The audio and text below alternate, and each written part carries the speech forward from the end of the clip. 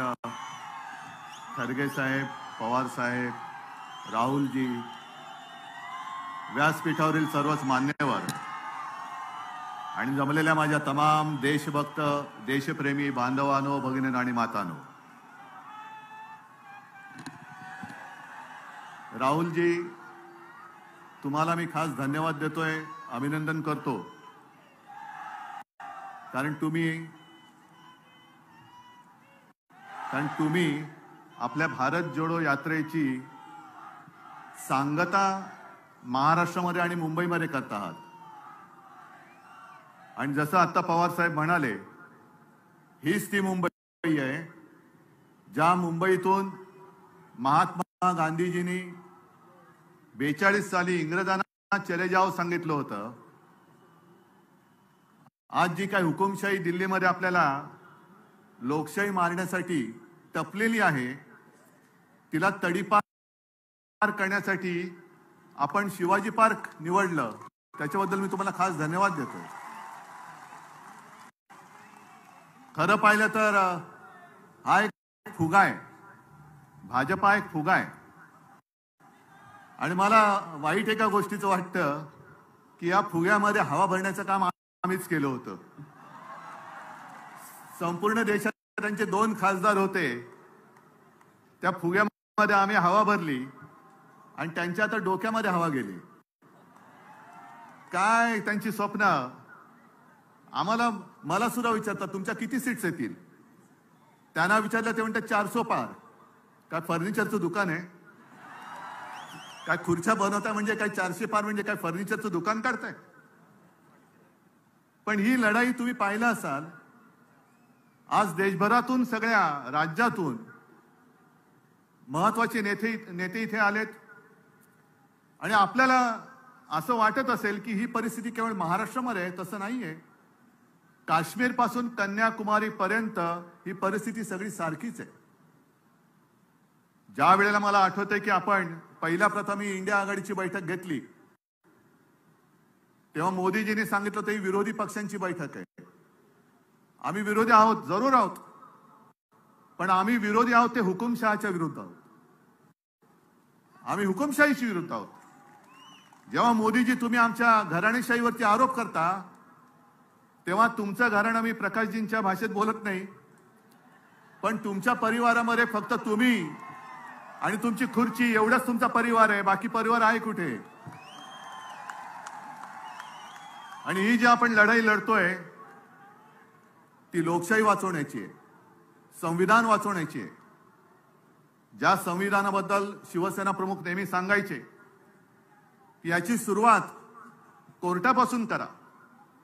कोर्टामध्ये ज्या वेळेला एखादा साक्ष द्यायला येतो किंवा कोर्टामध्ये एखादा काही स्टेटमेंट द्यायला येतो, तेव्हा जो येतो तो त्याच्या धर्मग्रंथावरती हात ठेवून शपथ घेतो. ते बाजूला करा आणि आपल्या देशाची जी घटना आहे डॉक्टर बाबासाहेब आंबेडकरांनी लिहिलेली, त्या घटनेवर हात ठेवून शपथ घ्या. हे त्या घटनेचं महत्व आहे. आणि यांना 400 पार त्याच्याचसाठी पाहिजे, हे आता स्पष्ट झालेलं आहे.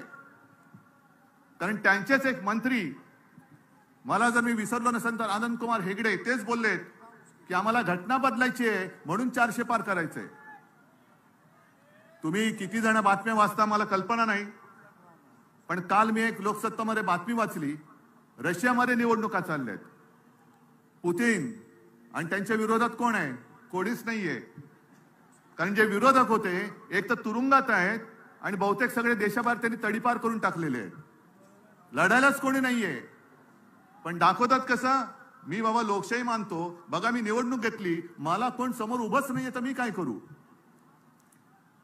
ही अशी सगळी परिस्थिती पाहिल्यानंतर आज आपल्या समोर एक वेळ येऊन ठेपलेली आहे. जे मी नेहमी सांगतो की देश हाच माझा धर्म आणि देश वाचला तर आम्ही वाचू. आपली ओळख, व्यक्तीची ओळख ही देश असली पाहिजे. देशाची ओळख ही व्यक्ती होता कामा नये. कोणी किती मोठा असला तरी त्याच्यापेक्षा मोठा माझा देश आहे, माझं भारत सरकार. आणि हे जे आता जाहिरात करतायत मोदी सरकार, म्हणजे तुमच्या डोक्यामध्ये काय माझ्या देशाचं नाव बदलण्याचं स्वप्न आहे? हे माझ्या देशाचं नाव आहे. आणि आजपर्यंत आपण अनेक अनुभव घेतले. असं काही वेळेला वाटत होतं की देशासाठी एक मजबूत सरकार पाहिजे. पण आता आपल्याला अनुभवानंतर कळलंय आपलं युतीचं सरकार होतं, अटलजी पंतप्रधान होते, सगळेच त्याच्यामध्ये होते. एनडीए तेव्हा एक छान असं वातावरण होतं. ममता, समता, जयललिता आपण सगळे एकत्र होतो आणि अटलजीने उत्तम प्रकारे आपलं सरकार चालवलं होतं. त्याही वेळेला देशाची परिस्थिती इंडिया शायनिंग, फील गुड असे दिवस होते. मग नरसिंहरावजी आले, त्यांनी चांगलं सरकार चालवलं. मनमोहनजी आले, त्यांनी चांगलं सरकार चालवलं. आणि आता हे जे आले 14 पासून एका पक्षाचं सरकार आहे. 14 नंतर 19, 19 नंतर 24 आणि आता ते सांगतात की विरोधी पक्ष 29 मध्ये अडकलाय. पण मी 2047 ची गोष्ट करतोय. कोणी राज्यकर्ता अमरपट्टा घेऊन येत नाही. आणि या देशाच्या जनतेसमोर हुकुमशाही किती मोठा असला तरी ज्या वेळेला सगळे लोक एकवटतात तेव्हा हुकुमशहाचा अंत होतो. आजच वेळ आलेली आहे. आणि हा शिवछत्रपतींचा महाराष्ट्र आहे. आपला जो इतिहास आहे, आपला इतिहास हा तोडाफोडा आणि राज्य करा असा जर का असेल तर जो आपल्यामध्ये फूट पाडतोय त्याला तोडा फोडा आणि त्याच्या छाताडावरती राज्य करा हे दाखवून देण्याची वेळ आलेली आहे. आणि जसं तेजस्वीजी तुम्ही एक नारा दिला तसा मी पण एक नारा हल्ली देतोय सगळीकडे. कारण ते जे म्हणतात आपकी बार, मी म्हणतो आपकी बार भाजपा. आणि त्याची सुरुवात ही आजपासून झालेली आहे. आणि मला खात्री आहे शिवतीर्थावरून जेव्हा रणशिंग फुंकलं जातं, हातामध्ये मशाल घेऊन रणशिंग आपल्याला महाराष्ट्रामध्ये फुकायचं आहे. आणि मुंबईतून एखादी गोष्ट जेव्हा बोलली जाते तेव्हा संपूर्ण देश त्या रस्त्यावरून चालतो, त्या वाटेवरून चालतो. म्हणून आपल्या लोकशाही रक्षणाची आजपासून ही लढाई सुरू होते. मी त्या हुकुमशहांना सांगतोय, तुम्हाला असं वाटत असेल की ज्यांना घाबरून तुम्ही तुमच्या पक्षात घेताय ते म्हणजे देशाची जनता नाही. देशाची जनता ही माझ्या समोर बसलेली आहे आणि आमच्या सोबत आहे. आणि तुम्ही किती अत्याचार करण्याचा प्रयत्न करा, तुम्हाला तोडून मोडून टाकल्याशिवाय राहणार नाही. ही शपथ घेऊन आम्ही मैदानात उतरलेलो आहोत.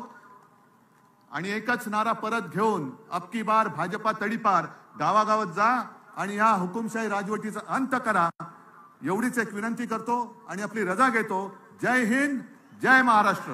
धन्यवाद.